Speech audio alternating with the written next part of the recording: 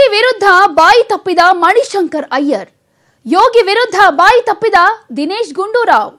ಕಾಂಗ್ರೆಸ್ ಎಡವಟ್ಟಿನ ಲಾಭ ಬಿಜೆಪಿಗೋ ಜೆಡಿಎಸ್ಗೋ? ಇದೇ ಈ ಕ್ಷಣದ ಸ್ಪೆಷಲ್ ಕರ್ನಾಟಕದ ಅಯ್ಯರ್. ನಾನು ಪ್ರತಿಮಾ.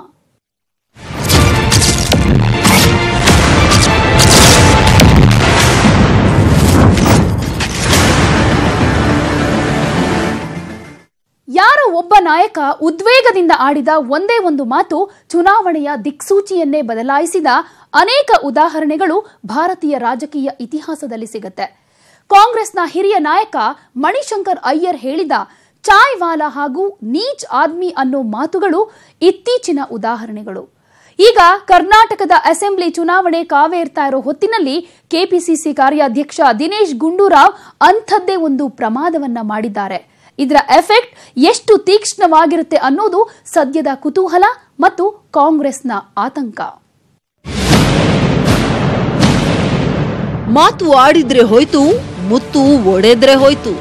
ಒಮ್ಮೆ ಬಾಯಿ ತಪ್ಪಿ ಏನೋ ಮಾತಾಡಿ ಆಮೇಲೆ ಅದೇನೇ ತೇಪೆ ಹಚ್ಚಿದ್ರೂ ತಗ್ಗಲ್ಲ. ಮುಖ್ಯವಾಗಿ ಈ ನಾಣ್ಣುಡಿಯ ಬಗ್ಗೆ, ಮಾತಿನ ಬಗ್ಗೆ ತುಂಬಾ ಎಚ್ಚರ ಇರಬೇಕಾದದ್ದು ರಾಜಕೀಯ ನಾಯಕರಿಗೆ.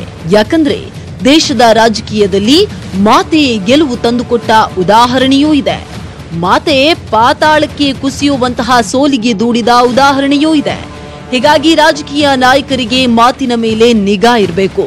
ಯಾವುದೋ ಒಂದು ಮಾತು ಆಡ್ತಾರೆ ಅಂದ್ರೆ ಆ ಮಾತಿನಿಂದ ಏನೆಲ್ಲ ಎಫೆಕ್ಟ್ ಎದುರಾಗಬಹುದು ಅನ್ನೋ ಅಂದಾಜು ಇರಬೇಕು. ಇವೆಲ್ಲವೂ ಈಗ ಕಾಂಗ್ರೆಸ್ ಅನ್ನ ಕಂಗೆಡಿಸಿರೋ ವಿಷಯ. ದಿನೇಶ್ ಗುಂಡೂರಾವ್ ಹೇಳಿರೋ ಮಾತು ಅಂಥದ್ದೇ ಅನಾಹುತ ಮಾಡುತ್ತಾ ಅನ್ನೋದು ಸದ್ಯದ ಕುತೂಹಲ.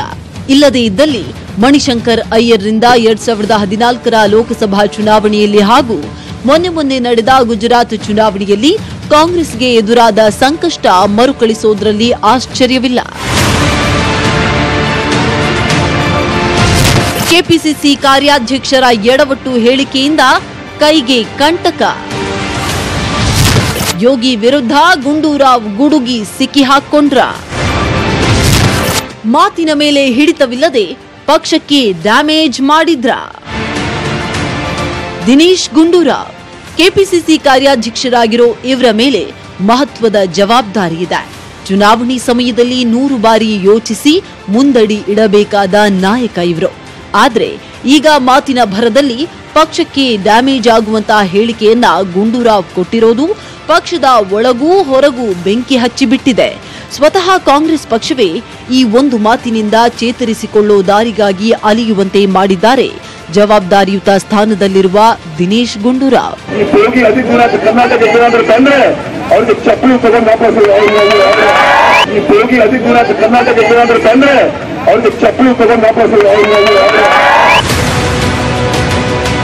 ಹೀಗೆ ಉತ್ತರ ಪ್ರದೇಶ ಮುಖ್ಯಮಂತ್ರಿ ಕರ್ನಾಟಕಕ್ಕೆ ಬಂದ್ರೆ ಚಪ್ಪಲಿಯಿಂದ ಹೊಡೆಯಿರಿ ಅಂತ ದಿನೇಶ್ ಗುಂಡೂರಾವ್ ಗುಡುಗಿರೋದು ಇದೀಗ ಕಾಂಗ್ರೆಸ್ ಪಕ್ಷವನ್ನ ಅಡಕತ್ತರಿಯಲ್ಲಿ ಸಿಲುಕಿಸಿದೆ. ಜಮ್ಮು ಕಾಶ್ಮೀರ ಮತ್ತು ಉತ್ತರ ಪ್ರದೇಶದಲ್ಲಿ ನಡೆದ ಅತ್ಯಾಚಾರ ಘಟನೆಯನ್ನ ಖಂಡಿಸಿ ಮೌರ್ಯ ವೃತ್ತದಲ್ಲಿ ಶನಿವಾರ ಮೊಂಬತ್ತಿ ಬೆಳಗಿಸಿ ಪಕ್ಷ ಹಮ್ಮಿಕೊಂಡಿದ್ದ ಪ್ರತಿಭಟನೆಯನ್ನ ಉದ್ದೇಶಿಸಿ ಮಾತಾಡೋಕೆ ಶುರು ಮಾಡಿದ ಗುಂಡೂರಾವ್ಗೆ ತಾವೇನು ಮಾತಾಡ್ತಾ ಇದ್ದೀವಿ ಅನ್ನೋ ಬಗ್ಗೆ ಜ್ಞಾನವಿತ್ತೋ, ಬೇಕೆಂದೇ ಯಾವ್ಯಾವುದೋ ಲೆಕ್ಕಾಚಾರದಿಂದ ಮಾತಾಡಿದ್ರೋ ಅಥವಾ ಟೀಕಿಸೋ ಭರದಲ್ಲಿ ಆವೇಶಕ್ಕೆ ಒಳಗಾಗಿ ನಾಲಿಗೆ ಹರಿಯಬಿಟ್ರೋ ಗೊತ್ತಿಲ್ಲ. ಆದ್ರೆ ಗುಂಡೂರಾವ್ ಆಡಿದ ಆ ಒಂದು ಮಾತು ಪ್ರತಿಪಕ್ಷಗಳ ಕೈಗೆ ಬ್ರಹ್ಮಾಸ್ತ್ರ ಕೊಟ್ಟು ಬಿಟ್ಟಿದೆ ಅನ್ನೋದು ಸುಳ್ಳಲ್ಲ.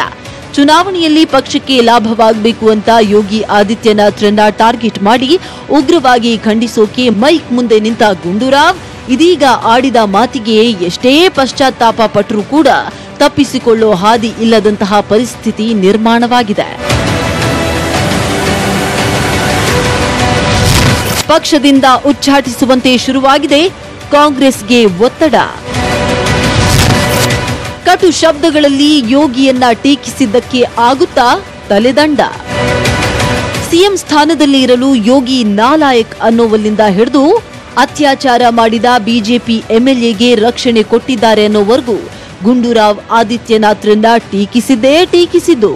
ಗುಂಡೂರಾವ್ ಮಾತಿಗೆ ಶಿಳ್ಳೆ ಚಪ್ಪಾಳೆಗಳು ಬಿದ್ದಿದ್ದು. ಆದ್ರೆ ಆ ಮಾತಿನ ಆಫ್ಟರ್ ಎಫೆಕ್ಟ್ ಇದೀಗ ಕಾಂಗ್ರೆಸ್ ಪಕ್ಷದಿಂದ ಗುಂಡೂರಾವ್ರನ್ನ ಉಚ್ಚಾಟಿಸುವಂತೆ ಒತ್ತಡ ಹೇರುವಲ್ಲಿಗೆ ತಲುಪಿದೆ. ಗುಂಡೂರಾವ್ ಹೇಳಿಕೆ ವಿರುದ್ಧ ಬಿಜೆಪಿಯಲ್ಲಿ ಆಕ್ರೋಶ ಸ್ಫೋಟ. ಕಾಂಗ್ರೆಸ್ ಪಕ್ಷದಿಂದ ಉಚ್ಚಾಟಿಸುವಂತೆ ಕಮಲ ನಾಯಕರ ಆಗ್ರಹ. ಹೌದು, ಯೋಗಿ ಆದಿತ್ಯನಾಥ್ ಬಗ್ಗೆ ಗುಂಡೂರಾವ್ ಯಾವಾಗ ಹೀಗೊಂದು ವಿವಾದಾತ್ಮಕ ಹೇಳಿಕೆಯನ್ನ ಕೊಟ್ರೋ ಆಗಿನಿಂದ ಬಿಜೆಪಿ ನಾಯಕರಿಗೆ ಅಗಿಯೋದಕ್ಕೆ ಒಂದು ತಾಂಬೂಲ ಸಿಕ್ಕಂತಾಗಿದೆ. ಉತ್ತರ ಪ್ರದೇಶದ ಮುಖ್ಯಮಂತ್ರಿಯಾಗಿ ಯೋಗಿ ಆದಿತ್ಯನಾಥ್ ಅವರ ಆಡಳಿತದ ಬಗ್ಗೆ ವಾದ ವಿವಾದಗಳೇನೇ ಇರಲಿ, ಅವರೊಬ್ಬ ಹಿಂದೂ ಸನ್ಯಾಸಿಯಾಗಿ ದೇಶದಾದ್ಯಂತ ಗುರುತಿಸಿಕೊಂಡಿರೋದಂತೂ ಸುಳ್ಳಲ್ಲ. ಹಾಗಾಗಿ ದಿನೇಶ್ರ ಕಿಡಿ ಸುಲಭಕ್ಕೆ ಆರೋ ಲಕ್ಷಣಗಳಿಲ್ಲ. ಇನ್ಫ್ಯಾಕ್ಟ್ ಇದನ್ನೊಂದು ಚುನಾವಣಾ ಅಸ್ತ್ರವನ್ನಾಗಿ ಬಳಸಿಕೊಳ್ಳುವ ಅವಕಾಶವನ್ನ ಬಿಜೆಪಿ ಖಂಡಿತ ಕಳೆದುಕೊಳ್ಳೋದಿಲ್ಲ.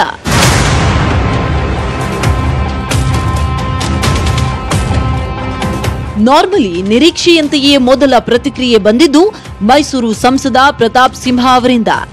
ತಮ್ಮ ಟೀಕೆಗೆ ಅವರು ಆರಿಸಿಕೊಂಡಿದ್ದು ದಿನೇಶ್ ಅವರ ವೈಯಕ್ತಿಕ ಬದುಕನ್ನ. ಇದೇ ಮಾತನ್ನ ಯೋಗಿ ಬದಲು ಒಬ್ಬ ಮುಲ್ಲಾ ಬಗ್ಗೆಯೋ ಮೌಲ್ವಿ ಬಗ್ಗೆನೋ ಆಡಿದ್ರೆ ನಿಮ್ಮ ಹೆಂಡತಿ ಬೇಗಂ ತಬು ಅವರೇ ಆ ಕೆಲಸ ನಿಮ್ಗೆ ಮಾಡಿರ್ತಾ ಇದ್ರು. ನಾಲಗೆ ಮೇಲೆ ನಿಗಾ ಇರ್ಲಿ ಹೀಗಂತ ಗುಡುಗಿದ್ದಾರೆ. ಉತ್ತರ ಪ್ರದೇಶದ ಮುಖ್ಯಮಂತ್ರಿ ಯೋಗಿ ಆದಿತ್ಯನಾಥ್ ಅವರಿಗೆ ಚಪ್ಪಲಿ ಹೊಡಿಬೇಕು ಅಂತ ಹೇಳ್ತಿದ್ರಲ್ಲ ದಿನೇಶ್ ಗುಂಡೂರಾವ್ ಅವರೇ, ಯೋಗಿ ಬದಲು ಒಬ್ಬ ಮುಲ್ಲಾ ಬಗ್ಗೆನೋ ಮೌಲ್ವಿ ಬಗ್ಗೆನೋ ಇದೇ ಮಾತನ್ನ ನೀವು ಆಡಿದ್ರೆ ನಿಮ್ಮ ಹೆಂಡತಿ ಬೇಗಂ ತಬ್ಬು ಅವರೇ ಆ ಕೆಲಸವನ್ನ ನಿಮಗೆ ಮಾಡಿರ್ತಾ ಇದ್ರು. ಮಾತಾಡ್ಬೇಕಾದ್ರೆ ಸ್ವಲ್ಪ ಎಚ್ಚರಿಕೆ ಇರಬೇಕು, ನಾಲ್ಗೆ ಮೇಲೆ ನಿಗಾ ಇರಬೇಕು, ಇಲ್ಲ ಅಂತಂದ್ರೆ ನಿಮಗೆ ತಕ್ಕ ಉತ್ತರವನ್ನು ಕೊಡಬೇಕಾಗುತ್ತೆ.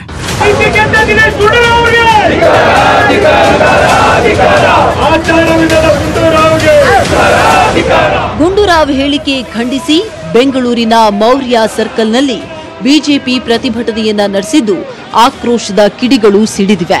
ಸಂಸದೆ ಶೋಭಾ ಕರಂದ್ಲಾಜೆ, ಪಿಸಿ ಮೋಹನ್, ಕಟ್ಟಾ ಸುಬ್ರಹ್ಮಣ್ಯ ನಾಯ್ಡು ಸೇರಿದಂತೆ ಹಲವು ಮುಖಂಡರು ಪ್ರತಿಭಟನೆಯಲ್ಲಿ ಭಾಗಿಯಾಗಿ ಗುಂಡೂರಾವ್ ಕ್ಷಮೆ ಯಾಚಿಸುವಂತೆ ಆಗ್ರಹಿಸಿದ ಘಟನೆಯೂ ನಡೆದಿದೆ. ನಿನ್ನೆ ದಿನೇಶ್ ಗುಂಡೂರಾವ್ ಅವರು ಯೋಗಿ ಆದಿತ್ಯನಾಥ್ ಅವರಿಗೆ ಚಪ್ಪಲಿಯಲ್ಲಿ ಹೊಡೀರಿ ಅನ್ನುವಂತ ಅವಹೇಳನಕಾರಿಯಾಗಿ ಮಾತನ್ನ ಆಡಿದ್ದಾರೆ.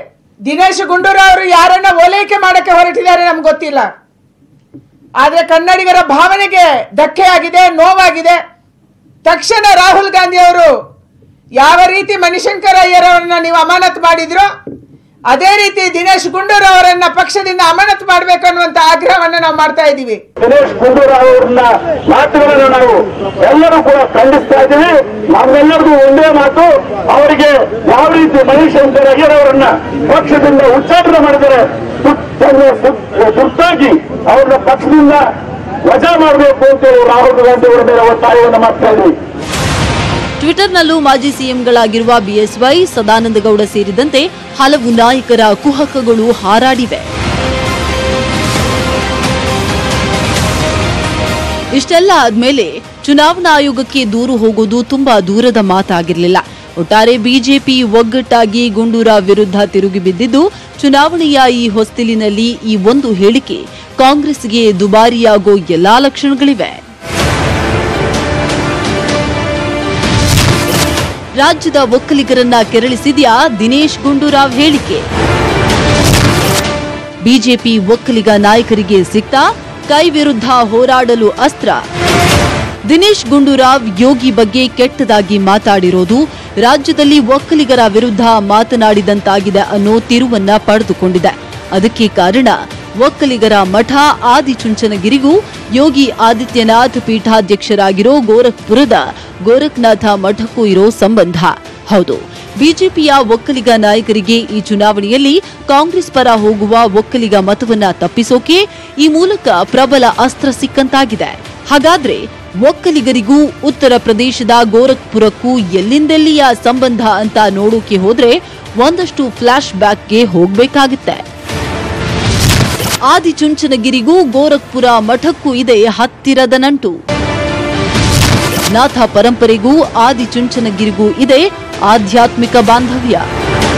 ಉತ್ತರ ಪ್ರದೇಶ ಸಿಎಂ ಗೋರಖ್ಪುರ ಮಠದ ಪೀಠಾಧ್ಯಕ್ಷರಾಗಿ ಯೋಗಿ ಆದಿತ್ಯನಾಥ್, ಬಾಲಗಂಗಾಧರನಾಥ ಸ್ವಾಮೀಜಿಯವರ ಆದಿಚುಂಚನಗಿರಿ ಮಠದವರೇ.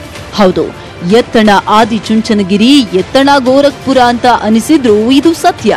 ಯೋಗಿ ರಾಜಕಾರಣದಲ್ಲಿದ್ರು ಚುಂಚನಗಿರಿ ಮಠದೊಂದಿಗೆ ಅವಿನಾಭಾವ ಸಂಬಂಧ ಇಟ್ಕೊಂಡಿದ್ದಾರೆ. ಆದ್ರಿದು ರಾಜಕೀಯ ನಂಟಲ್ಲ, ಬದಲಾಗಿ ಆಧ್ಯಾತ್ಮಿಕ ಕಾರಣದಿಂದ ಬೆಳೆದು ಬಂದ ಬಾಂಧವ್ಯ. ಹಾಗಾದ್ರೆ ಗೋರಖ್ಪುರ್ ಮಠಕ್ಕೂ ಆದಿಚುಂಚನಗಿರಿ ಮಠಕ್ಕೂ ಏನು ಅಂತ ಅವಿನಾಭಾವ ಸಂಬಂಧ? ಯೋಗಿಗೆ ಒಕ್ಕಲಿಗರ ಲಿಂಕ್ ಹೇಗೆ? ಒಕ್ಕಲಿಗರ ಆದಿಚುಂಚನಗಿರಿ ಮಹಾಸಂಸ್ಥಾನ ಮಠ ನಾಥ ಪರಂಪರೆಯ ಪ್ರಸಿದ್ಧ ಪುಣ್ಯಕ್ಷೇತ್ರ. ಈ ಮಠಕ್ಕೆ 1,500 ವರ್ಷಗಳಿಗೂ ಮಿಗಿಲಾದ ಇತಿಹಾಸವಿದೆ. ಗುರು ಗೋರಖನಾಥರು ಇಲ್ಲಿಗೆ ಬಂದು ತಪಸ್ಸು ಮಾಡಿದರು ಅನ್ನೋದು ಇತಿಹಾಸ.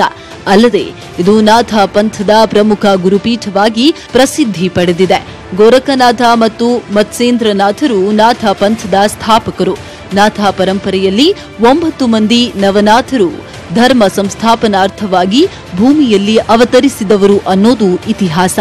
ನಾಥ ಪರಂಪರೆ ಶೈವ ಸಂಪ್ರದಾಯದ ಸಂಯೋಜಿತ ರೂಪವಾಗಿದ್ದು ಉತ್ತರ ಭಾರತದ ಗೋರಖ್ಪುರ ಇದರ ಕೇಂದ್ರ ಸ್ಥಾನ. ಆದ್ರಿಂದ ಆದಿಚುಂಚನಗಿರಿ ಗುರುಪೀಠ ಕೂಡ ನಾಥ ಸಂಪ್ರದಾಯಕ್ಕೆ ಸೇರಿದ್ದು ಹಿಂದಿನಿಂದಲೂ ಉತ್ತರ ಪ್ರದೇಶದ ಗುರುಪೀಠಕ್ಕೂ ಇಲ್ಲಿಯ ಗುರುಪೀಠಕ್ಕೂ ಬಹಳ ಸಂಬಂಧವಿದೆ. ಕಳೆದ ವರ್ಷ ಡಿಸೆಂಬರ್ 10ರಂದು ಆದಿಚುಂಚನಗಿರಿ ಮಠದಲ್ಲಿ ನವನಾಥ ಮಂದಿರ ಲೋಕಾರ್ಪಣೆಯೂ ನಡೆದಿತ್ತು. ಹೀಗಾಗಿ ಈ ಹಿಂದೆಯೂ ಹಲವು ಬಾರಿ ಆದಿಚುಂಚನಗಿರಿ ಮಠಕ್ಕೆ ಯೋಗಿ ಭೇಟಿ ಕೊಟ್ಟಿದ್ದಾರೆ. ಆದಿಚುಂಚನಗಿರಿ ಮಠಾಧೀಶರಾದ ನಿರ್ಮಲಾನಂದ ಶ್ರೀಗಳು ಉತ್ತರ ಪ್ರದೇಶಕ್ಕೆ ಭೇಟಿ ಕೊಟ್ಟಾಗ ಗೋರಖ್ಪುರ ಮಠಕ್ಕೂ ತಪ್ಪದೇ ಭೇಟಿ ಕೊಡುತ್ತಾ ಬಂದಿದ್ದಾರೆ. ಹೀಗೆ ಕರ್ನಾಟಕದ ಒಕ್ಕಲಿಗ ಸಮುದಾಯದ ಚುಂಚನಗಿರಿ ಮಠ ಹಾಗೂ ಗೋರಖನಾಥ್ ಮಠ ಬಹಳ ಹಿಂದಿನಿಂದಲೂ ಸಂಬಂಧವನ್ನ ಬೆಸೆದುಕೊಂಡಿವೆ. ಆದಿತ್ಯನಾಥರ ಜೊತೆ ನಮ್ಮದು ಅವಿನಾಭಾವ ಸಂಬಂಧವಲ್ಲ. ಅವರೂ ಕೂಡ ನಮ್ಮ ಮಠದವರೇ. ನಾಥ ಪರಂಪರೆಯಲ್ಲಿ ಇರುವುದರಿಂದ ನಾವು ಅವರಿಗೆ ಸೇರಿದ್ದೇವೆ. ಆದಿತ್ಯನಾಥರ ಗುರುಗಳಾದ ಅವೈದ್ಯನಾಥರು ಹಾಗೂ ನಮ್ಮ ಗುರುದೈವರಾದ ಭೈರವೈಕ್ಯ ಬಾಲಗಂಗಾಧರನಾಥ ಶ್ರೀಗಳು ಪರಮ ಆಪ್ತರಾಗಿದ್ದರು. ಇಬ್ಬರು ಒಂದೇ ದಾರಿಯಲ್ಲಿ ನಡೆದು ಗುರು ಪರಂಪರೆಗೆ ಶ್ರೇಷ್ಠತೆಯ ಮೆರಗು ನೀಡಿದ್ದರು. ಅದೇ ರೀತಿಯಲ್ಲಿ ಆದಿತ್ಯನಾಥರು ಮತ್ತು ನಾನು ಸಮಕಾಲೀನರು. ಕರ್ನಾಟಕಕ್ಕೆ ಬಂದಾಗ ನಮ್ಮ ಮಠಕ್ಕೆ ಅವರು ಬರುತ್ತಾರೆ. ನಾವು ಉತ್ತರ ಪ್ರದೇಶಕ್ಕೆ ಹೋಗುವಾಗ ಗೋರಖ್ಪುರ ಮಠಕ್ಕೆ ಭೇಟಿ ನೀಡುತ್ತೇವೆ. ಹಾಗಾಗಿ ನಿರ್ಮಲಾನಂದ ಶ್ರೀಗಳು ಯೋಗಿ ಆದಿತ್ಯನಾಥರಿಗೂ ಆದಿಚುಂಚನಗಿರಿ ಮಠಕ್ಕೂ ಇರುವ ಸಂಬಂಧದ ಬಗ್ಗೆ ತುಂಬಾ ಆಪ್ತವಾಗಿ ಮಾತನಾಡಿದ್ರು. ಇದೀಗ ಅದೇ ಯೋಗಿಯವರನ್ನ ಗುಂಡೂರಾವ್ ಹೀಗೆ ಟೀಕಿಸಿರೋದು ಒಂದು ಕಡೆ ಒಕ್ಕಲಿಗರ ಮತ ಕರ್ನಾಟಕದಲ್ಲಿ ವಿಭಜನೆಯಾಗುತ್ತಾ ಅನ್ನೋ ಅನುಮಾನವನ್ನ ಹುಟ್ಟಿಸಿದ್ರೆ, ಇನ್ನೊಂದು ಕಡೆ ಕರ್ನಾಟಕದಲ್ಲಿ ಅಪಾರ ಸಂಖ್ಯೆಯ ಯೋಗಿ ಬೆಂಬಲಿಗರಿದ್ದು ಎಲ್ಲದರ ಅಡ್ಡ ಪರಿಣಾಮ ದೊಡ್ಡ ಮಟ್ಟದಲ್ಲಿ ಕಾಂಗ್ರೆಸ್ನ ಮೇಲಾಗುತ್ತಾ ಅನ್ನುವಂತಹ ಪ್ರಶ್ನೆಯನ್ನ ಎಬ್ಬಿಸಿದೆ. ಮಣಿಶಂಕರ್ ಅಯ್ಯರ್ ಹೇಳಿಕೆ ಕಾಂಗ್ರೆಸ್ಗೆ ಎಷ್ಟು ಹಿನ್ನಡೆ ಮಾಡಿತ್ತು ಹಾಗೂ ಬಿಜೆಪಿಗೆ ಎಷ್ಟರ ಮಟ್ಟಿಗೆ ಲಾಭವನ್ನ ತಂದ್ಕೊಡ್ತು ಅನ್ನೋದರ ನಿದರ್ಶನ ಕಣ್ಮುಂದೆ ಇದೆ. ಹಾಗಾದ್ರೆ ಇದೀಗ ಕರ್ನಾಟಕದಲ್ಲಿ ಗುಂಡೂರಾವ್ ಹೇಳಿಕೆ ಬಿಜೆಪಿಗೆ ಹೇಗೆಲ್ಲ ಲಾಭವನ್ನ ತಂದ್ಕೊಡ್ಬಹುದು? ಜೆಡಿಎಸ್ಗೂ ಇದರಿಂದ ಲಾಭ ಏನಾದ್ರೂ ಇದೆಯಾ? ಈ ಕುರಿತ ಇಂಟ್ರೆಸ್ಟಿಂಗ್ ರಿಪೋರ್ಟ್ ಇಲ್ಲಿದೆ.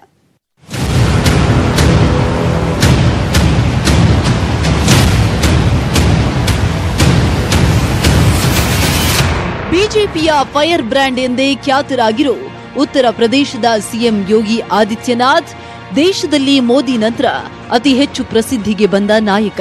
ಕರ್ನಾಟಕದಲ್ಲಿ ಸ್ವಲ್ಪ ಹೆಚ್ಚೆ ಎನ್ನುವಷ್ಟು ಯೋಗಿ ಬಗ್ಗೆ ಯುವ ಜನತೆಗೆ ಕ್ರೇಜ್ ಇದೆ. ಇಲ್ಲಿ ಹೀಗೊಂದು ಹವಾ ಇದೆ ಅಂತಾನೆ ಅಮಿತ್ ಶಾ ಈ ಚುನಾವಣೆಯಲ್ಲಿ ಯೋಗಿಯನ್ನ ಆಹ್ವಾನಿಸಿ ರ್ಯಾಲಿ ನಡೆಸಿದ್ದು. ಆದ್ರೀಗ ಬಹಳಷ್ಟು ಅಭಿಮಾನಿಗಳನ್ನ ಹೊಂದಿರೋ ಯೋಗಿಯನ್ನೇ ಕಟುವಾಗಿ ಟೀಕಿಸಿ ಕೆಪಿಸಿಸಿ ಕಾರ್ಯಾಧ್ಯಕ್ಷ ದಿನೇಶ್ ಗುಂಡೂರಾವ್ ಎಡವಟ್ಟು ಮಾಡಿಕೊಂಡಿದ್ದಾರೆ. ಹೀಗೆ ಆಡಿದ ಮಾತಿಗೆ ವಿರೋಧ ವ್ಯಕ್ತವಾಗ್ತಿದ್ದಂತೆ ಗುಂಡೂರಾವ್ ವಿಷಾದ ವ್ಯಕ್ತಪಡಿಸಿದ್ದಾರೆ. We are also human beings. Suppose something emotional happens, we do say things because Adityanath has been coming to Karnataka and preaching to us, criticizing our chief minister and saying Karnataka's law and order is bad. What moral right does he have to say those things now? So that's what I said, he should not come to Karnataka and preach. Yes, I used an excessive word which is not correct, it's not good, but that doesn't take away from the fact ಅತ್ಯಾಚಾರವನ್ನ ವಿರೋಧಿಸಿ ಮಾತಾಡೋ ವೇಳೆ ಭಾವೋದ್ವೇಗಕ್ಕೆ ಒಳಗಾಗಿ ಕಠಿಣ ಶಬ್ದ ಬಳಕೆ ಮಾಡಿದ್ದೆ ಅಷ್ಟೇ. ಅವರು ಸನ್ಯಾಸಿ ಅನ್ನೋ ಹಿನ್ನೆಲೆಯಲ್ಲಿ ಟೀಕಿಸಿಲ್ಲ. ಉತ್ತರ ಪ್ರದೇಶದ ಸಿಎಂ ಅನ್ನೋ ಕಾರಣಕ್ಕೆ ಟೀಕಿಸಿದ್ದೆ. ಇದರ ಹಿಂದೆ ಬೇರೆ ಯಾವ ಉದ್ದೇಶವೂ ಇಲ್ಲ ಅಂತ ಸ್ಪಷ್ಟನೆ ನೀಡಿದ್ದಾರೆ. ಆದ್ರೆ ಚುನಾವಣೆಯ ಹೊಸ್ತಿಲಲ್ಲಿ ಅಂಟಿಕೊಂಡ ಅಗ್ನಿ ಅಷ್ಟು ಸುಲಭಕ್ಕೆ ಆರೋದಿಲ್ಲ.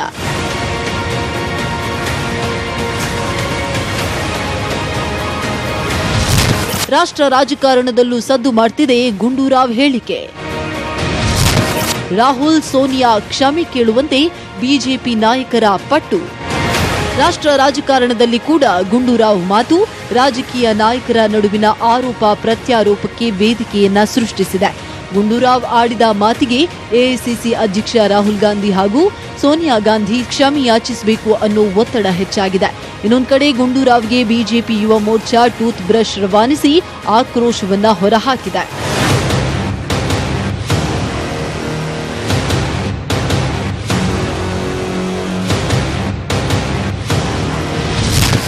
ಬಿಜೆಪಿ ಯಾವ್ಯಾವ ರೀತಿ ಮಾಡಿಕೊಳ್ಳಬಹುದು ಲಾಭ? ಕಮಲ ಯಾವ ದಾಳ ಉರುಳಿಸಿದ್ರೂ ಕೈಗೆ ಸಂಕಷ್ಟ ಪಕ್ಕ. ಒಂದ್ ಕಡೆ ಈ ರೀತಿಯ ಬೆಳವಣಿಗೆಗಳು ನಡೀತಿದ್ರೆ ಇನ್ನೊಂದ್ ಕಡೆ ಬಿಜೆಪಿ ತನ್ನ ಕೈಗೆ ಸಿಕ್ಕ ಬ್ರಹ್ಮಾಸ್ತ್ರವನ್ನ ಭಾವನಾತ್ಮಕವಾಗಿ ಬಳಸಿಕೊಳ್ಳೋ ಬಗ್ಗೆ ಚಿಂತಿಸ್ತಿದೆ ಅಂದ್ರೂ ತಪ್ಪಾಗೋದಿಲ್ಲ. ಯೋಗಿ ಒಬ್ರು ಹಿಂದೂ ಸನ್ಯಾಸಿ ಅನ್ನೋ ಕಾರಣಕ್ಕೆ ಕಾಂಗ್ರೆಸ್ ಉದ್ದೇಶಪೂರ್ವಕವಾಗಿಯೇ ಟೀಕಿಸಿದೆ ಅಂತ ಹೇಳೋ ಮೂಲಕ ಸಂಪೂರ್ಣವಾಗಿ ಕಾಂಗ್ರೆಸ್ ಅನ್ನ ಹಿಂದೂ ವಿರೋಧಿ ಪಕ್ಷ ಅಂತ ಬಿಂಬಿಸಿ ಹಿಂದೂಗಳ ಮತಗಳನ್ನ ಸಂಪೂರ್ಣವಾಗಿ ತನ್ನತ್ತ ಕ್ರೋಢೀಕರಿಸುವ ಮೂಲಕ ಲಾಭ ಗಳಿಸಿಕೊಳ್ಳೋ ಸಾಧ್ಯತೆ ಇದೆ. ಆದ್ರೆ ಈ ಒಂದು ವಿಚಾರವನ್ನ ಬಿಜೆಪಿ ಎಷ್ಟು ಪರಿಣಾಮಕಾರಿಯಾಗಿ ಬುದ್ಧಿವಂತಿಕೆಯಿಂದ ಬಳಸಿಕೊಳ್ಳುತ್ತೆ ಅನ್ನೋದ್ರ ಮೇಲೆ ಲಾಭದ ಲೆಕ್ಕಾಚಾರ ನಿಂತಿದೆ.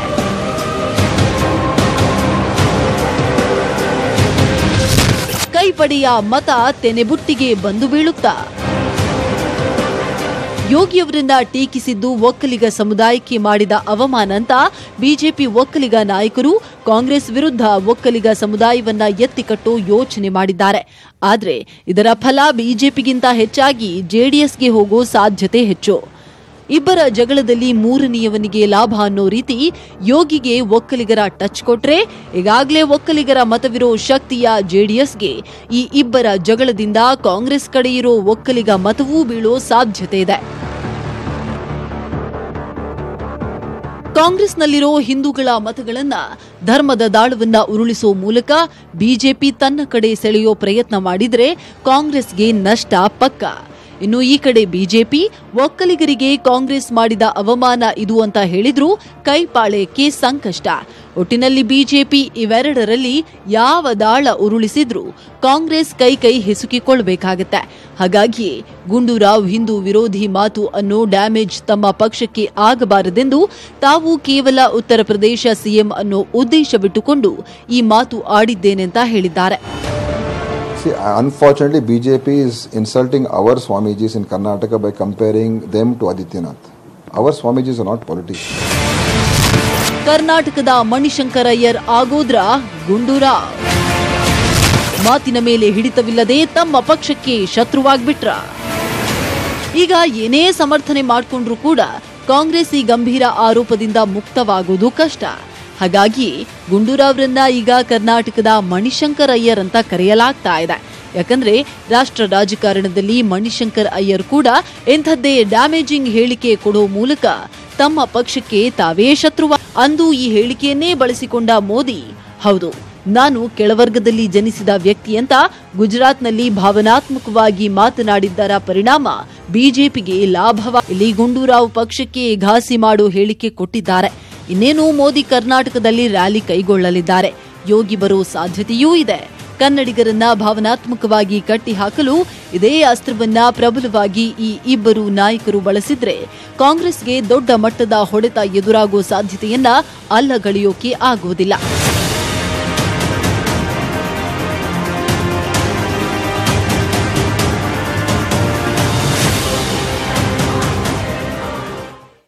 ಒಟ್ಟಾರೆ ದಿನೇಶ್ ಗುಂಡೂರಾವ್ ಚುನಾವಣಾ ಹೊತ್ತಲ್ಲಿ ಹಾಕಿರೋ ಈ ಗುಂಡು ಬಿಜೆಪಿ ಪಾಲಿಗೆ ಬ್ರಹ್ಮಾಸ್ತ್ರ ಸಿಕ್ಕಂತಾಗಿದೆ.